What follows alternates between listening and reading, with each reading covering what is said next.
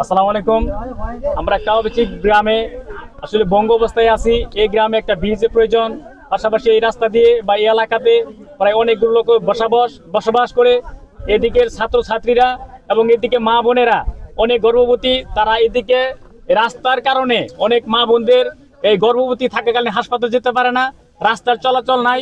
এবং আমি মহোদয়ের কাছে এবং ডিসি সাহেবের কাছে আকুল আবেদন করছি, এই কাউবিচি গ্রামের ব্রিজ যেন খুব দ্রুত গতিতে এবং মাননীয় এমপি সাহেবের কাছে আবেদন করছি, উনি যেন আমাদের এই দৃষ্টি দেখে তাড়াতাড়ি যেন আমাদের এই ব্রিজগুলো করে দেয়। তার পাশাপাশি আমাদের এখানে ছাত্রছাত্রী স্কুল কলেজ যেতে পারে না এবং এখানে ভালো একটা বিয়ে শাদীর ব্যবস্থাও দেওয়া যায় না।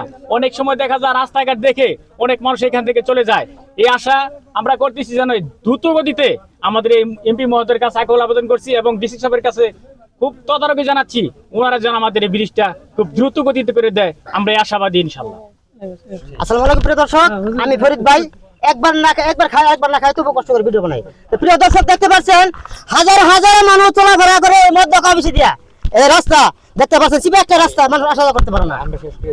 আমি অনুরোধ করে বলছি আমাদের শেরপুর জেলার এমপি সাহেবকে, জাহিদুল ভাইকে, আপনি যেভাবে পারেন আমাদের মধ্য কাউবিচির ব্রিজের একটা ব্যবস্থা করে দেন। যদি করে দেন এটা আমাদের পার্শ্ববর্তী এলাকার মানুষ আসা যাওয়া করতে অনেক সুবিধা হবে, অনেক ভালো হবে। এই ব্রিজের ব্যাপারে একটা কথা আছে, বিস্তারিত আলাপ বলবো সরকারে। বলেন কাকা, বলেন। এই বলে আমার কথা শেষ করছি। আসসালামু আলাইকুম, সবাই ভালো থাকবেন, সুস্থ থাকবেন।